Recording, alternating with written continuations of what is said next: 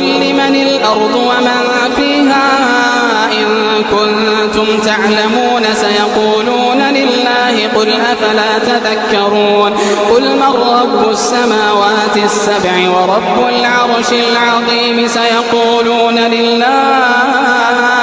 قل أفلا تتقون قل من بيده ملكوت كل شيء